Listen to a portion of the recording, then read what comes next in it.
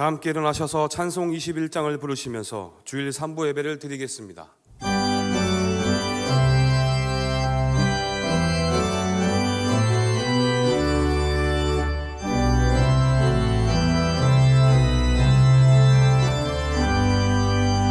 다 찬양하여라 전능왕 창조의 주께 내오나 주 찬양 평강과 구원의 주님 성도들아 주 앞에 이제 나와 즐겁게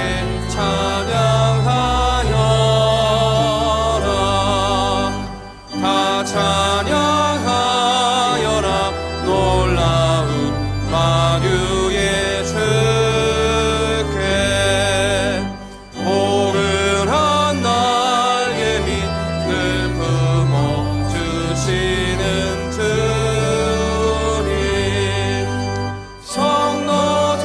성도들아 주님의 뜻 안에서 내 소원 다 이루리라 다 찬양하여라 온 몸과 마음을 바쳐 이 세상 만물이 주 앞에 다 나와 찬양 성도들아 기쁘게 소리 높여 영원히 찬양하여라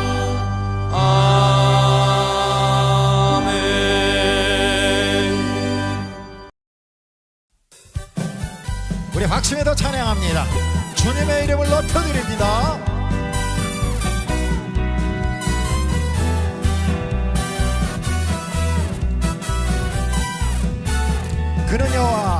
그는 여호와 창조의 하나님 그는 여호와 공간의 하나님 그리하세 창조요 반석의 하나님 그는 여호와 지료의 지존의 하나님 지존의 하나님 아브라함 하나님 여호와 샬롬 평강의 하나님 이스라엘의 하나님 영원한 하나님 그는 여호와 지료의 하나님 찬양하세 찬양하세 할렐루야 찬양하세 오 할렐루야 그는 여호와 전능의 하나님 그는 여호와 지료의 하나님 여호와 이래 그 나의 공급자 구원의 하나님 구주의 하나님 아들을 보내어 그를 증거하셨네 그는 여호와 치료의 하나님 찬양하세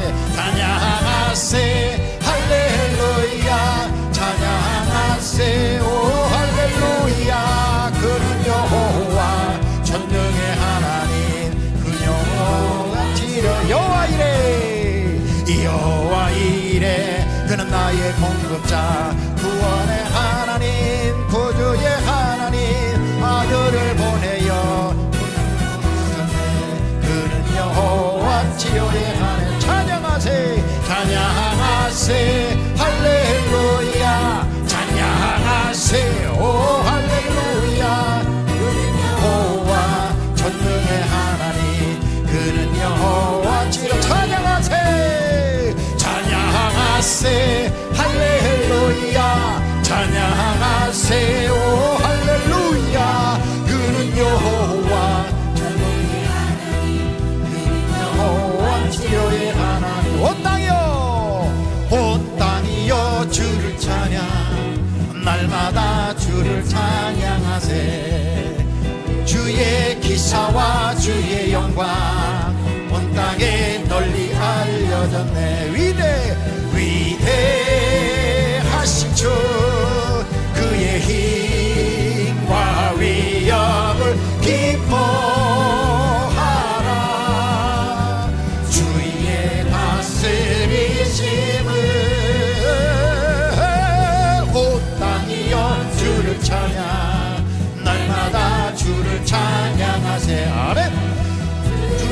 기사와 주의 영광 온 땅에 널리 알려 위대하신 주 위대하신 주 그의 힘과 능력을 기뻐하라 주 다스리심을 온 땅이여 주를 찬양 날마다 주를 찬양하세 주의 기사와 주의 영광 온 땅에 우리 전임을 높여라 위대하신 주 그의 힘과 위엄을 기뻐하라 주의 다스리심을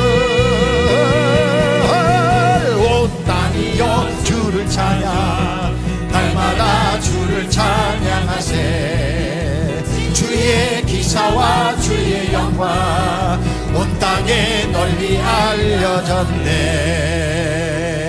우리 크신 주님께 영광의 박수 올려드립니다. 할렐루야 할렐루야.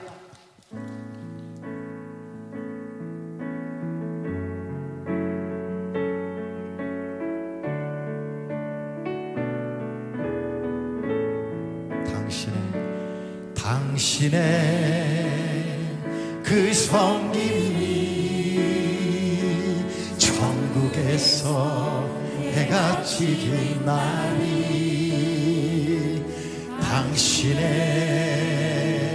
그 겸손이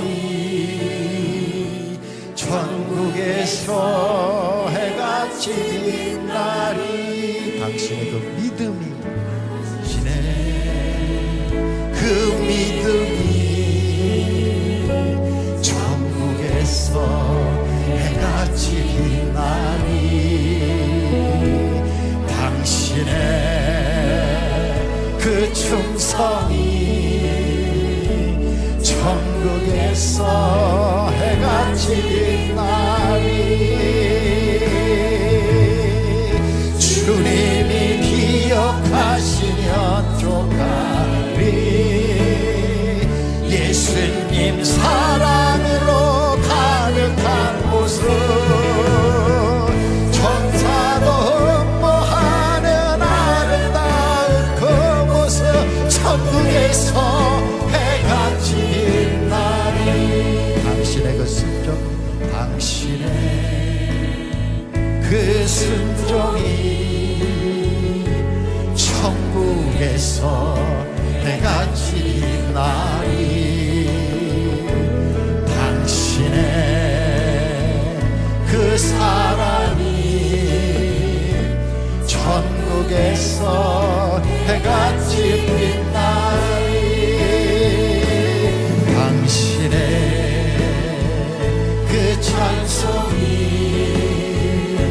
천국에서 해가 지는 날이 당신의 그 헌신이 천국에서 해가 지는 날이 주님이 기억하시면 좋다리 불타는 사명으로 가득한 모습 천사도 흠모하는 아름다운 그 모습 천국에서 해가 지는 우리 2절 다시 한번 보면 당신의 그 순종이 당신의 그 순종이 우리 믿음으로 고백합니다. 우리 입술을 열어 주님 앞에 고백합니다. 아멘. 당신의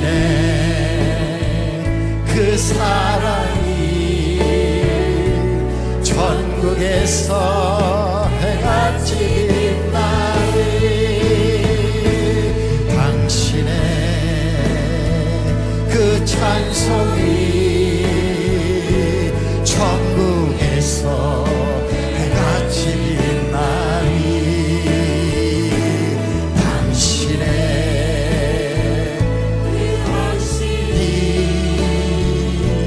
천국에서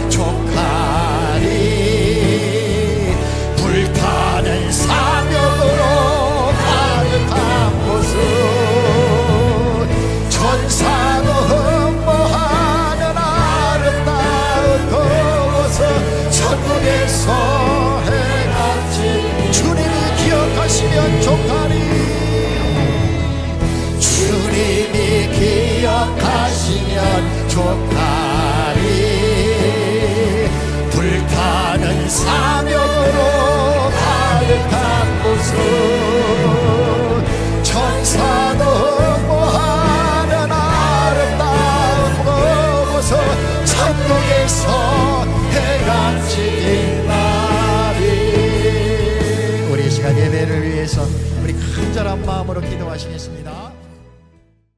하나님 말씀은 민수기 22장 1절부터 14절까지의 말씀입니다. 구약성경 233페이지에 있습니다. 민수기 22장 1절부터 14절까지의 말씀을 제가 봉독하겠습니다. 이스라엘 자손이 또 길을 떠나 모압 평지에 진을 쳤으니 요단 건너편 곧 여리고 맞은편이더라. 십볼의 아들 발락이 이스라엘이 아모리인에게 행한 모든 일을 보았으므로 모압이 심히 두려워하였으니 이스라엘 백성이 많음으로 말미암아 모압이 이스라엘 자손 때문에 번민하더라. 미디안 장로들에게 이르되 이제 이 무리가 소가 밭의 풀을 뜯어먹음 같이 우리 사방에 있는 것을 다 뜯어먹으리로다 하니 그때 십볼의 아들 발락이 모압 왕이었더라. 그가 사신을 부올의 아들 발람의 고향인 강가 부돌에 보내어 발람을 부르게 하여 이르되 보라, 한 민족이 애굽에서 나왔는데 그들이 지면에 덮여서 우리 맞은편에 거주하였고 우리보다 강하니 청하건대 와서 나를 위하여 이 백성을 저주하라. 내가 혹 그들을 쳐서 이겨 이 땅에서 몰아내리라. 그대가 복을 비는 자는 복을 받고 저주하는 자는 저주를 받을 줄을 내가 알미니라. 모압 장로들과 미디안 장로들이 손에 복채를 가지고 떠나 발람에게 이르러 발락의 말을 그에게 전하매 발람이 그들에게 이르되 이 밤에 여기서 유숙하라. 여호와께서 내게 이르시는 대로 너희에게 대답하리라. 모압 귀족들이 발람에게서 유숙하니라. 하나님이 발람에게 임하여 말씀하시되 너와 함께 있는 이 사람들이 누구냐? 발람이 하나님께 아뢰되 모압 왕 십볼의 아들 발락이 내게 보낸 자들이니이다. 이르기를 보라, 애굽에서 나온 민족이 지면에 덮였으니 이제 와서 나를 위하여 그들을 저주하라. 내가 혹 그들을 쳐서 몰아낼 수 있으리라 하나이다. 하나님이 발람에게 이르시되 너는 그들과 함께 가지도 말고 그 백성을 저주하지도 말라. 그들은 복을 받은 자들이니라. 발람이 아침에 일어나서 발락의 귀족들에게 이르되 너희는 너희의 땅으로 돌아가라. 여호와께서 내가 너희와 함께 가기를 허락하지 아니하시느니라. 모압 귀족들이 일어나 발락에게로 가서 전하되 발람이 우리와 함께 오기를 거절하더이다. 아멘. 할렐루야. 자, 우리 전우자우로 인사하시기 바랍니다. 잘 오셨습니다. 은혜 받읍시다. 건강하세요. 할렐루야. 자, 오늘은 민수기 24번째 말씀으로 발락의 전략을 이겨야 한다. 발락의 전략을 이겨야 한다라는 제목으로 함께 은혜를 나누도록 하겠습니다.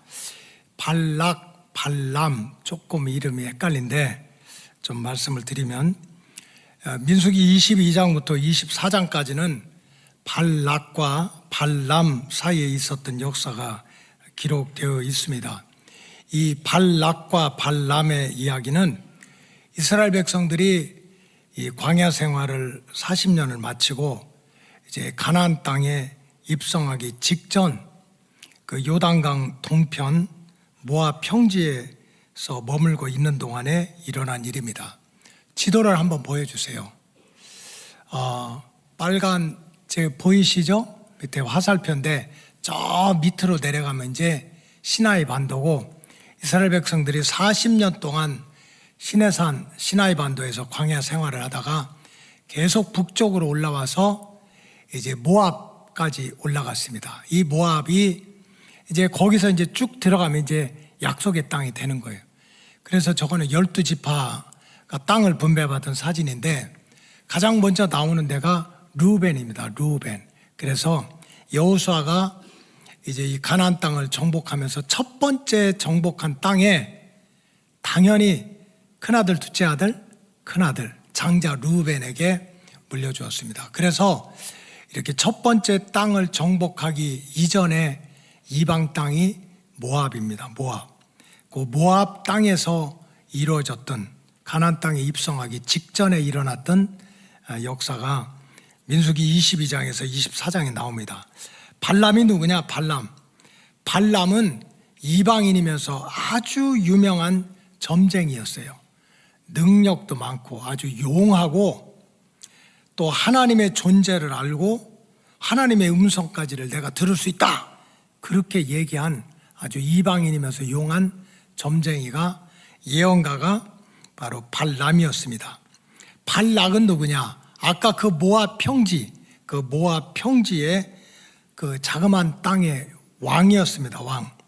근데 어느 날 애굽에서 나온 이스라엘 백성들이 이 시내 광야 40년을 마치고 이제 약속의 땅에 딱 이렇게 올라오면서 요단강 주변에서 두 왕, 아모리 왕과 이 바산의 왕을 이제 물리쳤다는 소문을 들었습니다.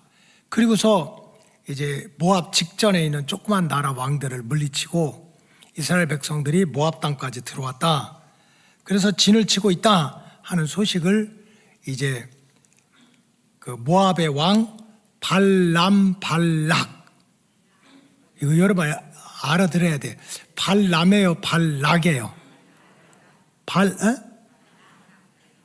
발락 이게 왕이야. 발람은 점쟁이. 이거 좀 헷갈리면 안 돼요.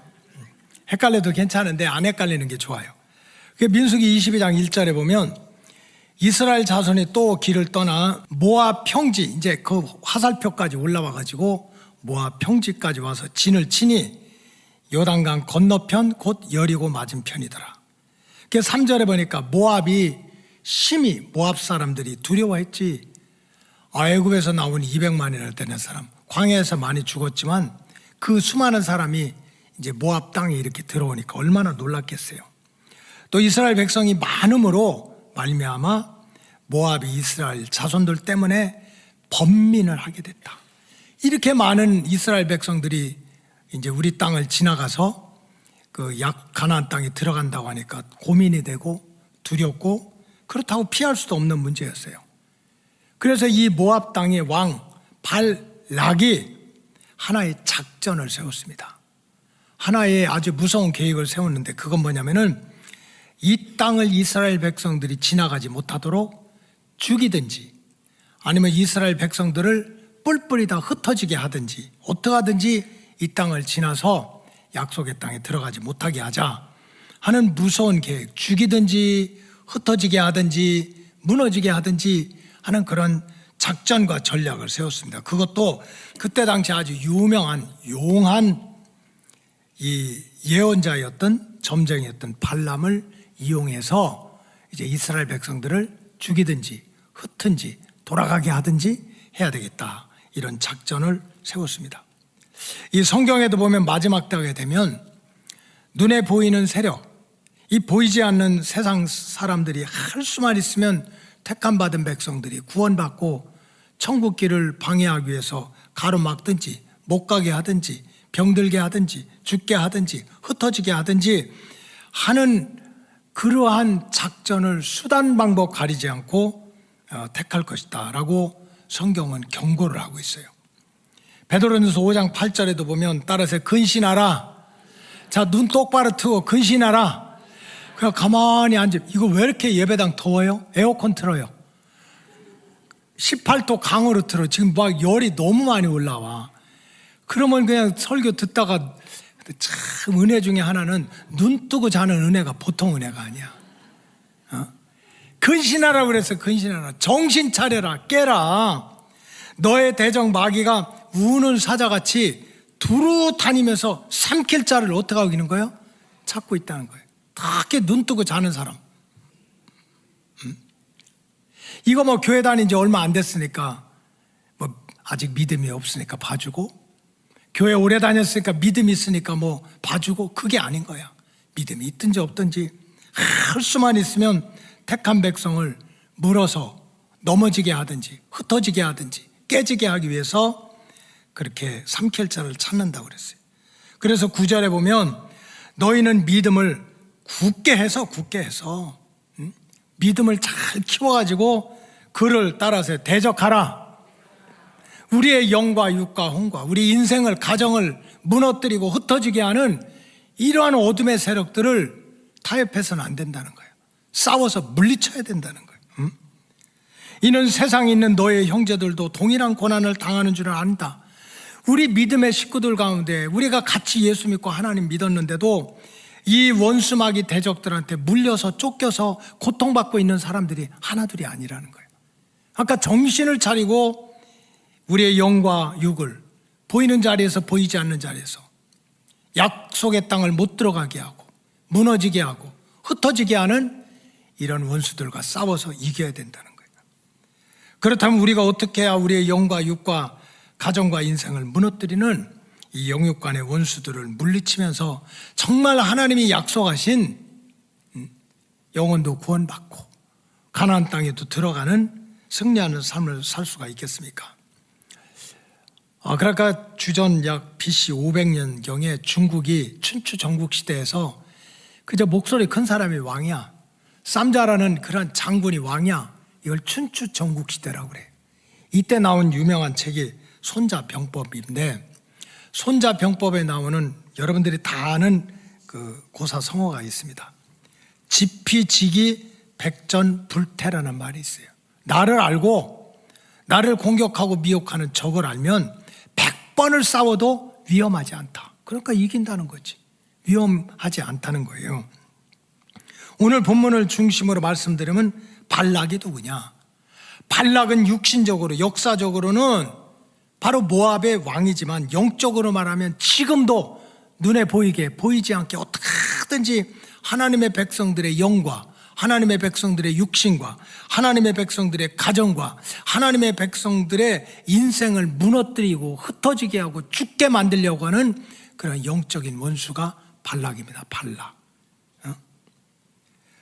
그런데 이 발락이 무턱대고 하나님의 백성들을 무너뜨리려고 하는 게 아니에요. 따라하세요. 작전이 있다, 전략이 있다. 마귀 사탄도 그저 늦게 일어나고 비몽사몽간에 그런 것이 아니에요. 이 사람이 뭐가 약한지, 이 사람이 뭐가 강한지, 이 사람이 뭐가 진실된지, 뭐가 거짓된지 그걸 다 알고 나름대로 작전을 가지고 전략을 가지고 하나님의 백성들을 무너뜨리려고 한다는 거예요. 그렇기 때문에 주의 백성들은 내 인생과 내 영혼과 우리 가정이 무너지지 않고 흩어지지 않고 정말 하나님이 원하는 행복한 인생, 구원받는 인생을 살려면 무엇보다도 우리 영혼과 육신을 무너뜨리려고 하는 발락의 전략, 작전, 이걸 우리가 알고 있어야 되는 거예요. 나를 알고 적을 알아야 이길 거 아닙니까? 그렇다면 오늘 본문에 보니까 발락이 하나님의 백성들을 무너뜨리기 위해서 세운 무섭고 교활한 전략이 민수기 22장에서 24장에 보니까 제가 찾아보니까 한 10가지도 넘더라고. 그리고 오늘 하루 종일 설교해도 안 돼요. 그 중에 몇 개만 찾았는데, 첫째는 뭐냐면은 이 발락이 단순한 모압 땅이 왕이로 끝나는 게 아니에요. 오늘도 눈에 보이지 않지만 여러분들의 인생을, 가정을 물고 축복받지 못하게 하고 세상으로 다시 흩어지게 만드는 이 발락의 첫 번째 전략은 저주를 퍼붓는 독화살의 전략입니다. 여러분, 말처럼 무서운 게 없어요. 말. 이 말에서 나오는 게 화살인데 무슨 화살이에요? 독화살이야. 이게 잘못 맞으면 내 마음도 독이 들어가고 내 육체에 독이 들어가면 내 마음도 내 육체도 독이 퍼져가지고 상처가 되고 병들고 죽을 수도 있는 거예요. 이 말이라는 게 얼마나 무서운지 독화살과 같은 거예요. 그래서 이 발락이 얼마나 교활한지 인간이 그 말 독화살과 같은 말에 독화살을 맞으면 죽는다, 병든다, 이걸 알았어요. 그래서 민수기 22장 11절에 보니까 보라, 애굽에서 나온 민족이 뭡니까? 애굽에서 430년 동안 죽어라고 고생하고 종살이 하다가 구원받은 백성들이야. 애굽에서 종살이 하다 벗어나서 젖과 꿀이 흐르는 약속의 땅을 향해서 행진하고 있는 하나님의 백성들이야. 다시 말하면 세상에서 나와서 예수 믿고 구원함을 받은 저와 여러분들인 줄로 믿습니다.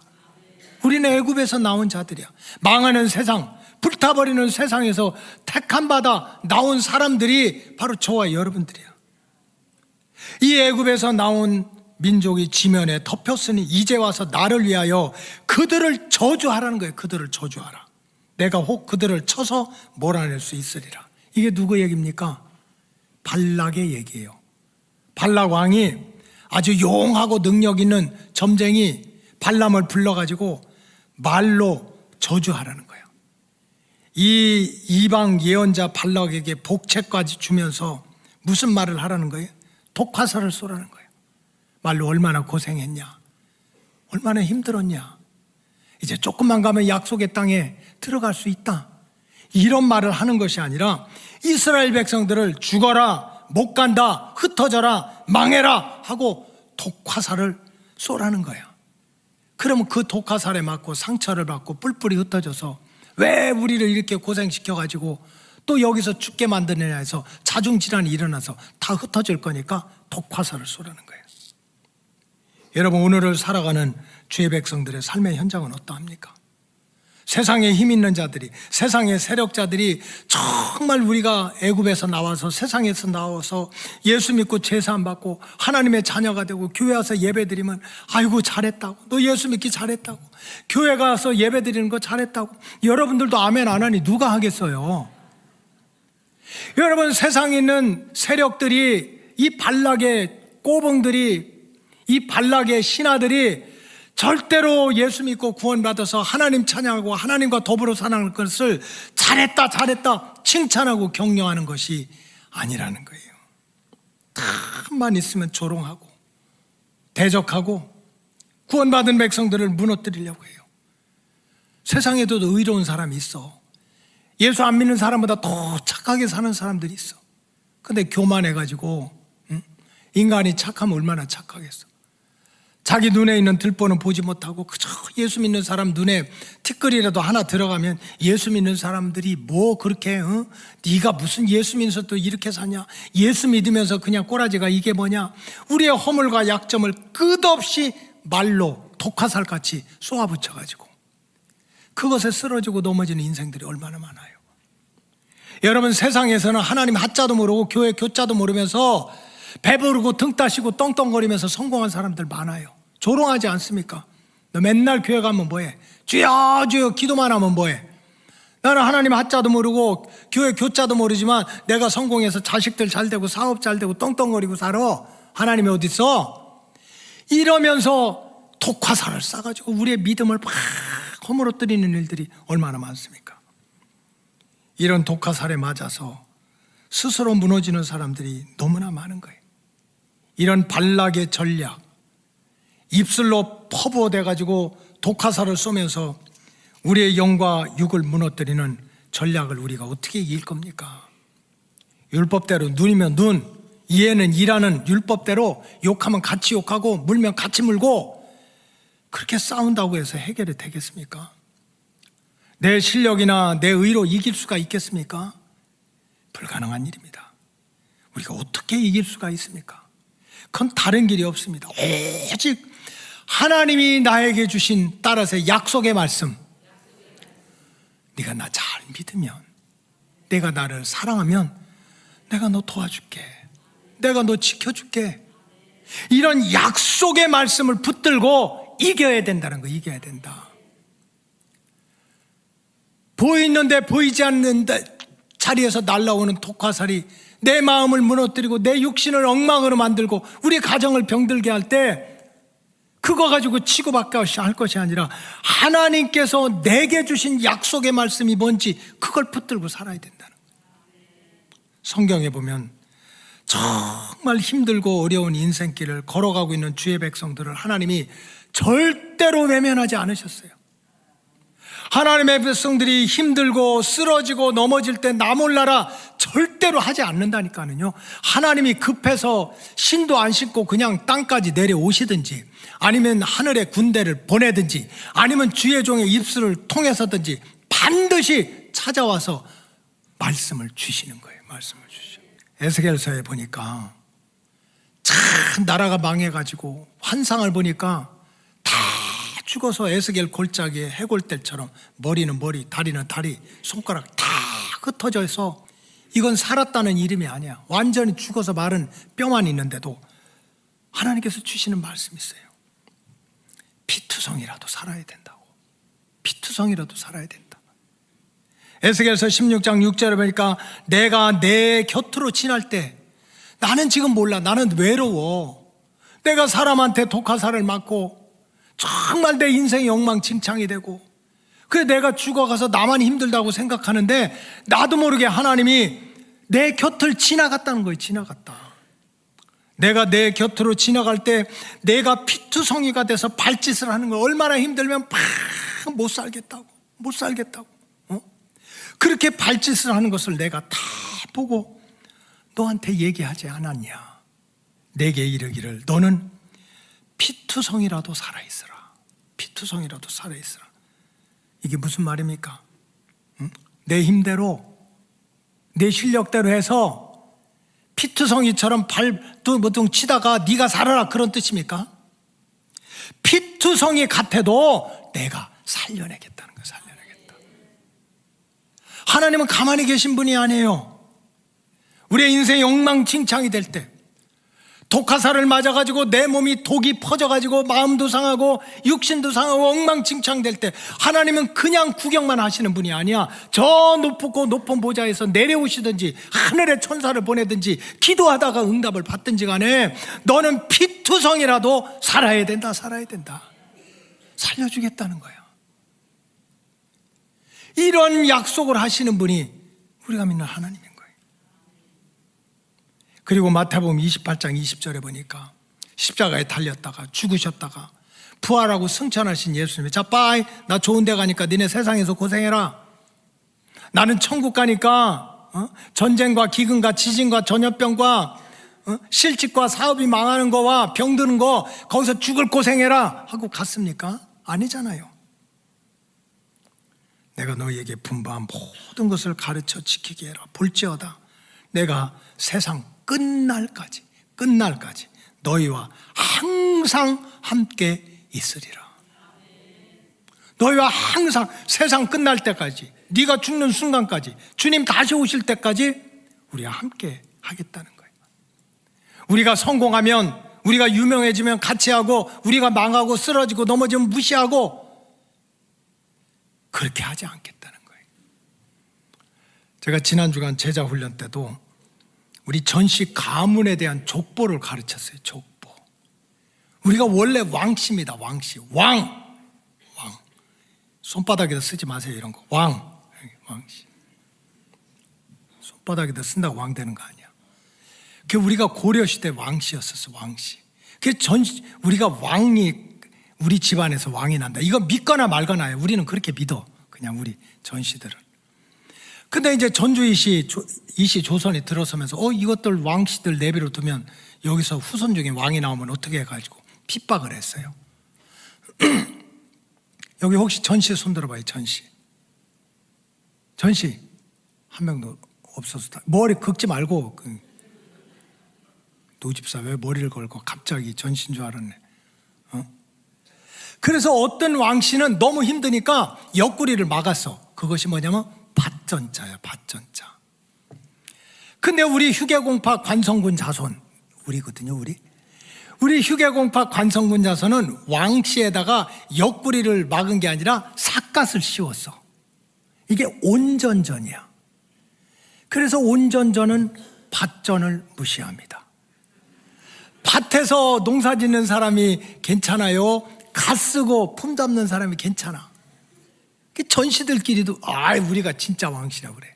그래 우리 고향 동네 산골짜기에 가면 우리 후손 중에 왕이 나올 거라고 사당도 짓고 거기 가서 1년에 몇 번씩 시사도 지내고 비나이다 그래요.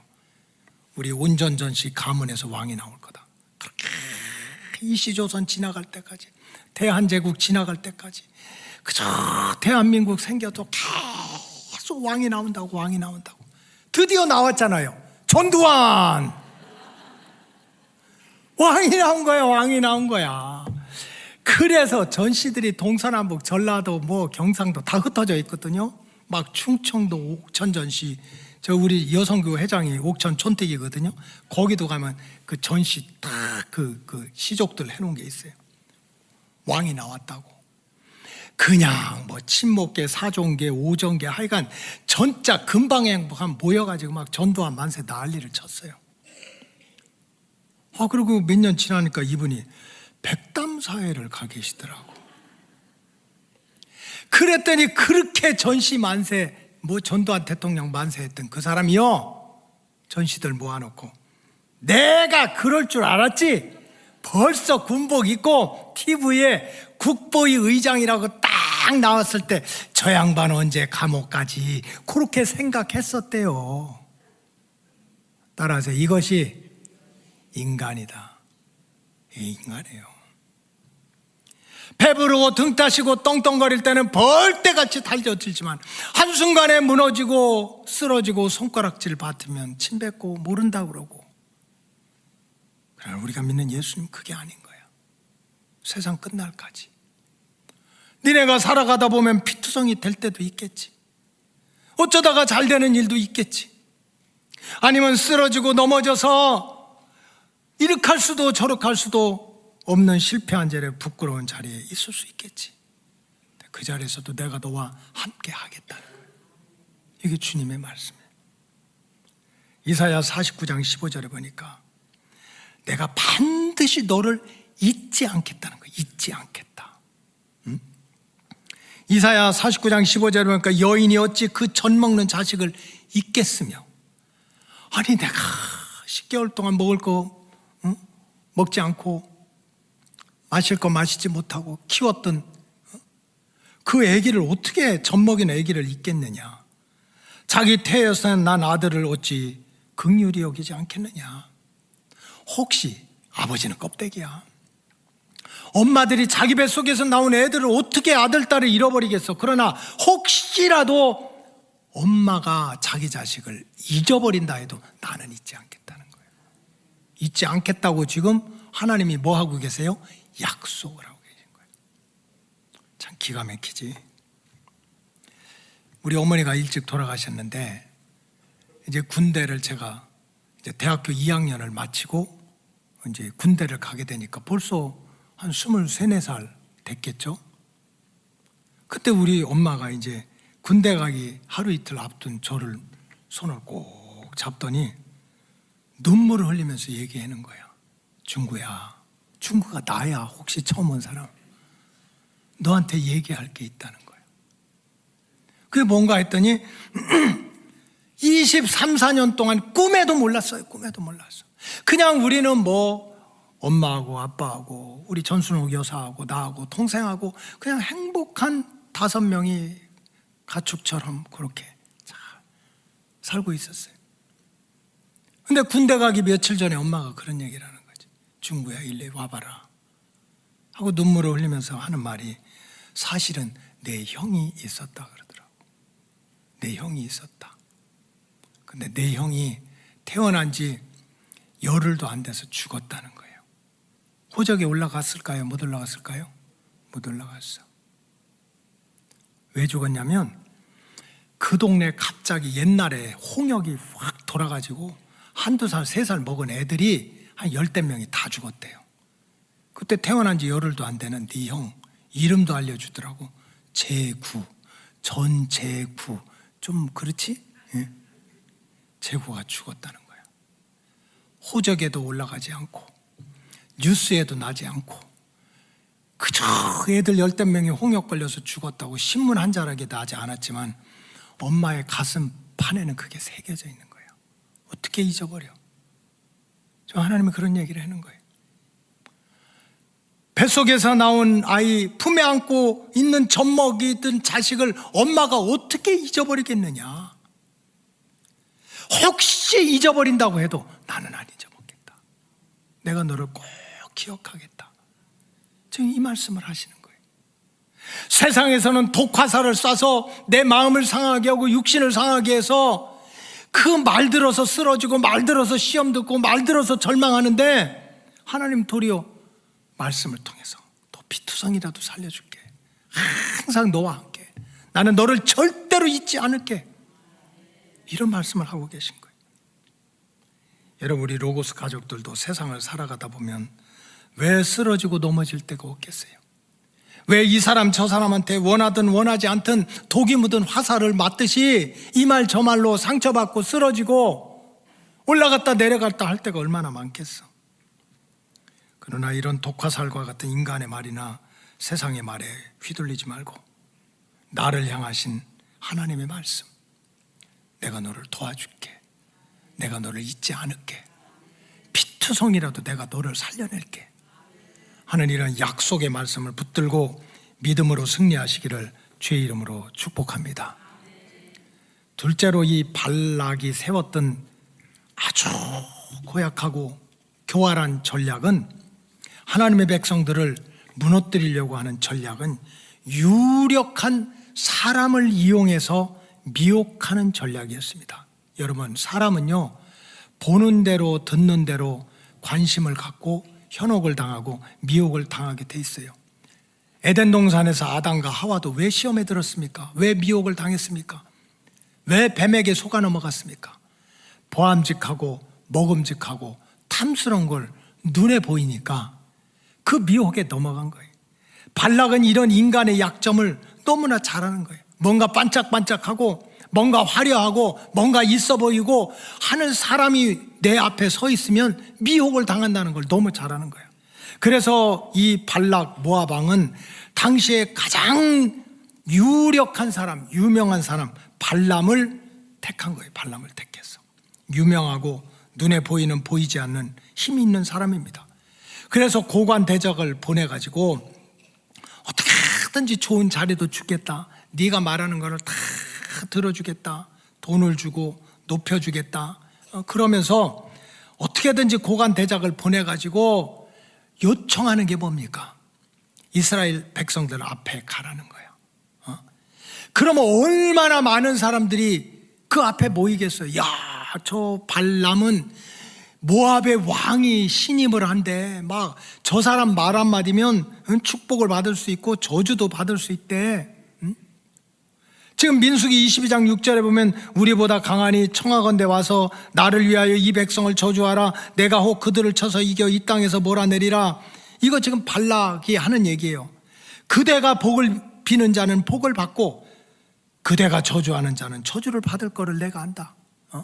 발락 이 점쟁이한테 당신이 축복하면 축복받고 당신이 저주하면 저주받을 걸 내가 알아. 내가 돈 줄게. 네 자리 높여줄게. 내가 너를 신임할게. 그러니까 이스라엘 백성들 앞에 가지고 나는 이런 사람이다 하면서 이스라엘 백성들을 보이지 않게 저주하라는 거야. 망하라고, 죽으라고. 발락이 왜 그렇게 유력한 사람 발람을 돈을 주고 높여주고 다 들어주겠다고 하면서 이스라엘 백성들한테 내보냈습니까? 사람들은 보는 것에 미혹을 당하는 거예요. 듣는 것에 미혹을 당하는 거예요. 보암직하고 먹음직하고 탐스러운 것에 시험이 드는 거예요.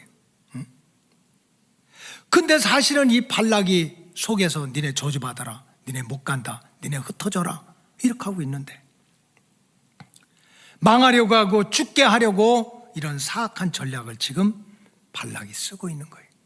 하나님의 백성들이 미혹을 당하라고.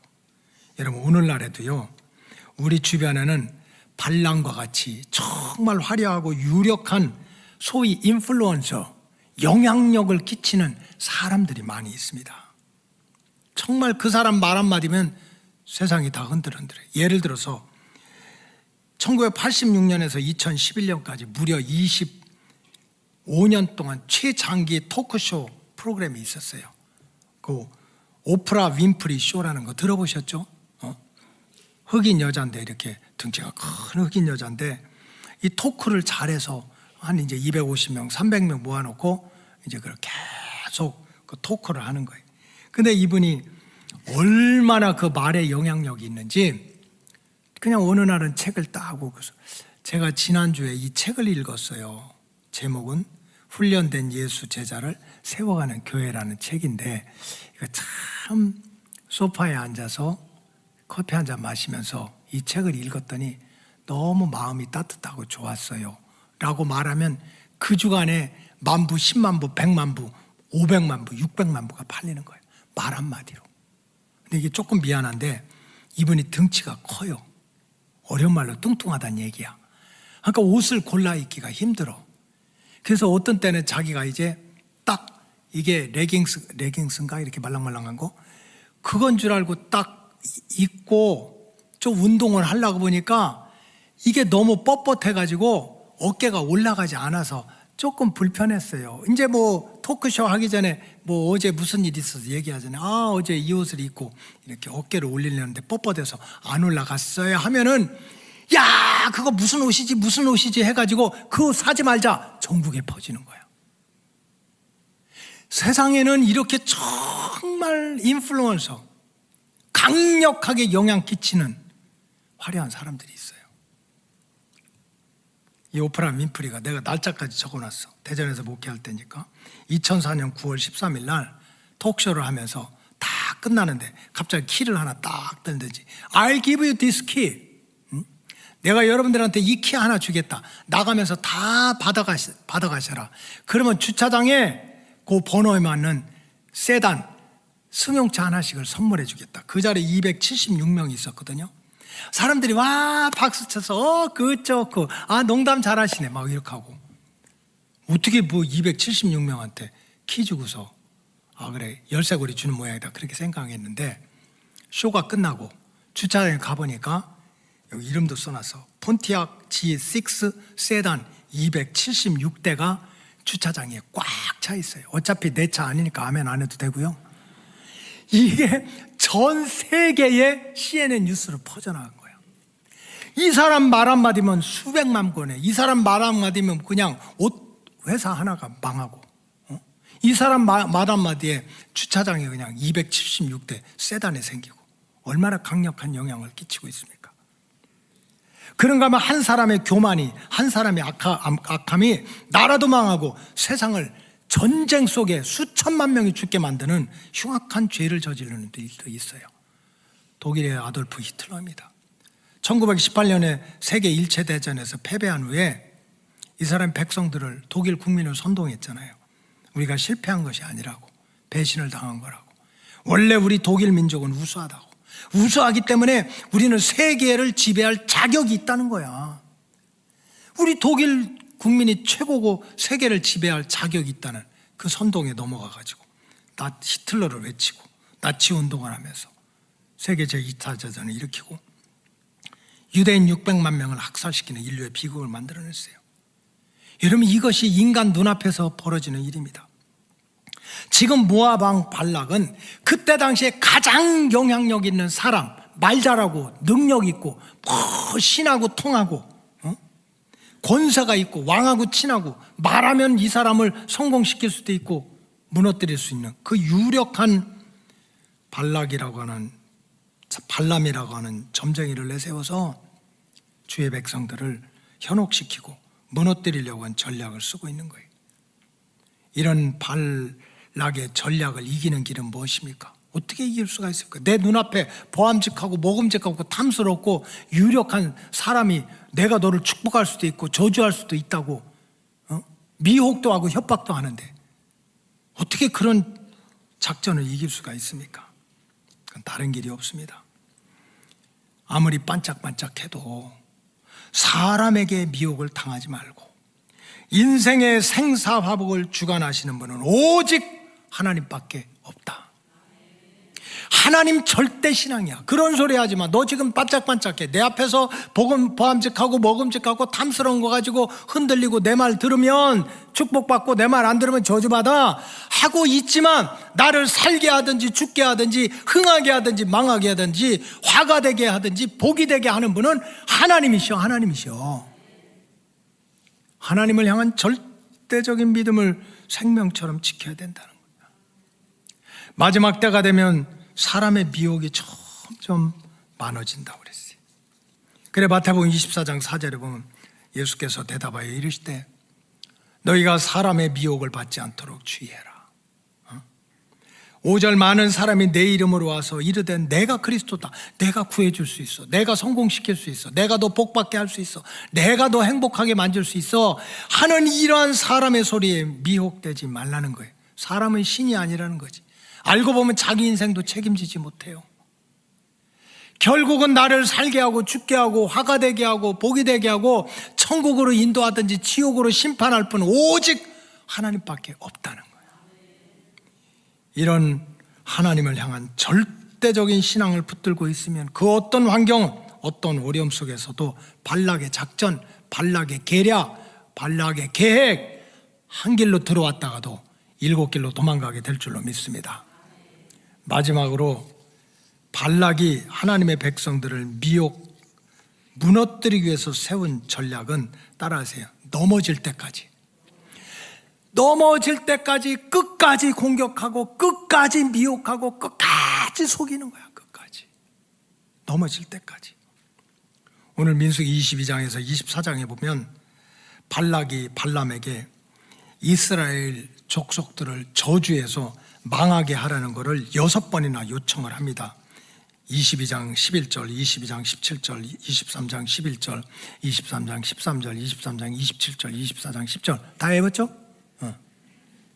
7번이나 계속해서 이 발락 왕이 발람에게 복채를 보내고 고관 대적을 보내고 높은 자리를 약속하고 그 다음에 장소를 받고 이쪽에서 저주를 해봐라, 저쪽에서 저주를 해봐라, 높은 곳에 가서 저주를 해봐라, 앞 사람을 저주를 해봐라, 뒤떨어진 사람을 저주를 해봐라. 끈질기게 이스라엘 백성들, 하나님의 백성들을 에게 독화살을 쏘고 저주를 하라고 명령을 하고 있어요. 언제까지? 이스라엘 백성들이 넘어질 때까지, 죽을 때까지. 이스라엘 백성들이 강야에서 죽거나 흩어지거나 다시 애굽으로 돌아갈 때까지 계속 앞에 서든지 뒤에 서든지 높은 데 서든지 골짜기에 서든지 드러나든지 숨어 서든지 계속 미혹하고 공격하라는 것. 목적은 하나예요. 넘어질 때까지, 쓰러질 때까지. 이것이 사탄의 전략이고 이게 세상의 전략입니다. 바로 이럴 때 주의 백성들이 흔들리지 않고 우리가 어떻게 하면 그러한 발락의 전략을 물리치고 하여간 죽을 때까지, 넘어질 때까지 공격을 하는 발락의 이 작전을 무력화시킬 수가 있습니까? 그건 다른 것이 아니라 나를 향하신 하나님의 뜻을 바로 알아야 돼요. 쓰러지고 넘어지고 수많은 미혹과 시련이 있어도 정말 나를 택하시고 나를 부르신 그 하나님의 뜻이 뭐냐? 하나님의 뜻이 뭐냐? 이 하나님의 뜻을 알고 끝까지 믿음의 자리를 잘 지켜야 됩니다. 여러분, 성경에 보니까 하나님의 뜻은 우리가 세상에서 독화살에 맞아가지고 마음이 상처를 받고 육신이 뚱뚱 벗어 쓰러지고 넘어지는 게 하나님 뜻이 아니에요. 예레미야 선지자가 얘기했던 것처럼 너희를 향한 내 생각은 니네가 재앙을 받고 넘어지는 게 아니라는 거. 어떻게 하면 평안을 줄까? 어떻게 하면 미래의 소망 줄까? 그게 내 뜻이라는 거예요. 어떻게 하면 네 영혼이 잘된 같이 범사가 잘 될까? 이게 내 뜻이라는 거예요. 항상 기뻐하고 쉬지 않고 기도하고 범사에 감사하게 살게 하려는 것이 나를 향하신 누구의 뜻이에요? 하나님의 뜻이라는 거예요.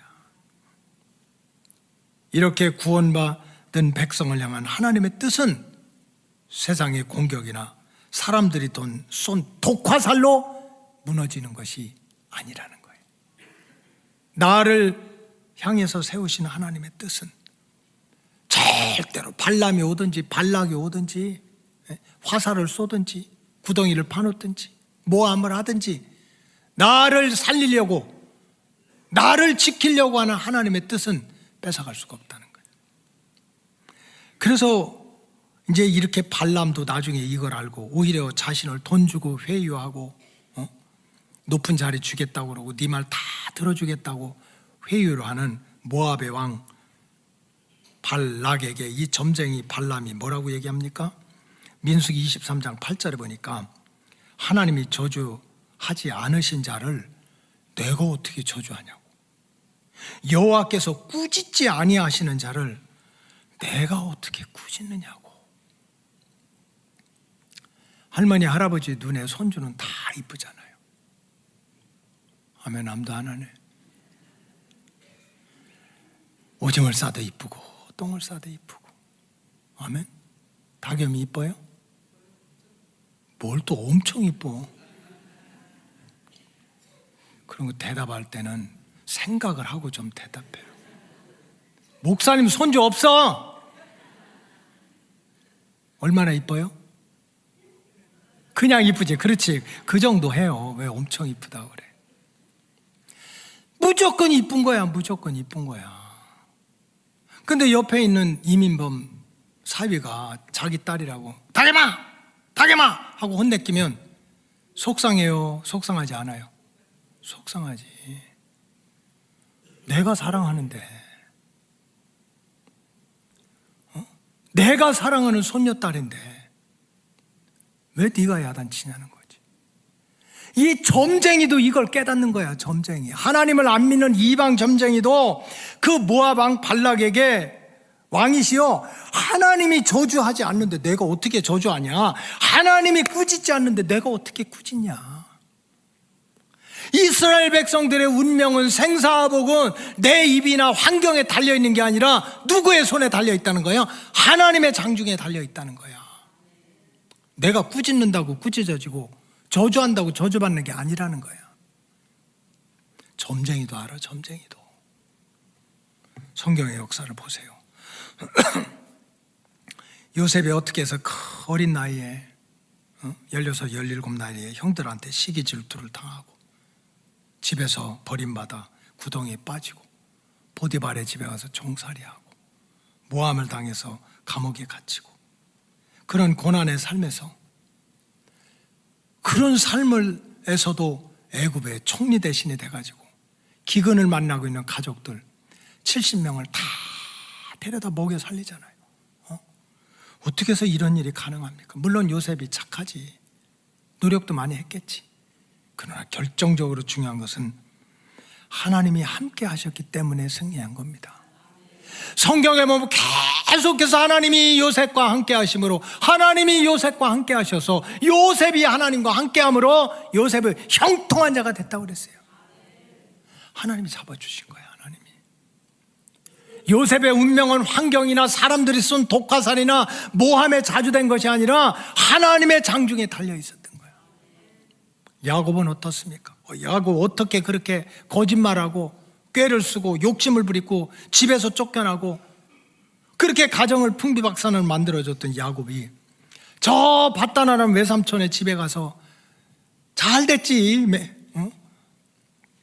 아주 그냥 뭐라 그러지, 뭐 이렇게 잘못했을 때 진콩이라고 그러나 뭐라 그러나, 말똥 싸지. 그렇지, 아주 좋은 말이 있는데 그렇게 속썩이고 집 나가서 바다나란 외삼촌 집에 가서, 이게 신분이 도대체 뭡니까? 이게 아들도 아니고 종도 아니고 사위도 아니고 일꾼도 아니고 품삯을 받는 것도 아니고 안 받는 것도 아닌 세월을 20년이나 지냈어요. 험악한 세월을 보낸 거예요. 그러나 마지막 때는 소떼 양떼 2,400마리 노비를 이끌고 고향 땅에 어떻게 돌아올 수가 있겠습니까? 돌아오는 길에 형이 400명 군사 데리고 와서 너희놈의 새끼 죽이겠다고 그렇게 달라들던 형이 어느 날 야곱을 보더니 끌어안고 얼굴과 얼굴을 맞대고 손과 손을 잡고 가슴과 가슴을 끌어안고, 네가 내 동생이냐고, 네가 어렸을 때 집 떠난 내 동생이냐고, 그렇게 눈물을 흘리면서 사랑하고 용서하고 하나가 되는 그런 기적이 어떻게 일어났습니까? 야곱이 회개도 했겠죠. 야곱이 고생을 하면서 참 지난날의 잘못을 생각을 했겠지. 그러나 결정적으로 보니까 야곱의 이러한 버림받은 인생, 쫓겨난 인생에서 정말 그 형과 원수 맺은 게 풀어지고 금이 환영해서 거부가 돼가지고 고향 땅에 돌아온 건 하나님과의 관계 때문에 그래요. 집에서 쫓겨나면서 세상에 잘 자리가 없어서 들판에 자고 베개가 없어서 돌을 베개에 잠고 자면서 하나님을 찾았어요. 하나님 도와달라고, 하나님 나 좀 인도해달라고. 400명의 군사를 데리고 형이 야복강에 올 때 차마 그 강을 건너지 못하고 언덕배기에 꿇어 앉아가지고 환도뼈가 부러지도록 씨름하면서 하나님 도와달라고, 하나님이 형의 마음을 녹이고 하나님이 이 죽을 것 같은 위기에서 나를 건져달라고 하나님께 매달리는 그 마음, 그 모습을 보시고 하나님께서 응답하시고 지켜주시는 승리의 길을, 행복의 길을 열어주신 줄로 믿습니다. 지금도 눈에 보이는 세력과 보이지 않는 영적 원수들이 때로는 정말 보이지도 않잖아요. 말이 보입니까? 말이 확 나오는 게 막 독화살이 나오면 피하지. 보이지도 않는 말이 우리 가슴을, 보이지도 않는 말이 독화살처럼 내 가정을 쏴서 독이 퍼지게 할 수도 있어요. 세상의 유력자가 내 앞에 왔다 갔다 해서 보암직하고 먹음직하고 탐스러워서 나도 모르게 덥석 물었다가 뱀한테 미혹을 당할 수도 있어. 때로는 나를 공격하되 세상에 어느 정도지, 무너질 때까지, 죽을 때까지 공격하는, 눈에 보이는 보이지 않는 세력을 볼 수도 있습니다.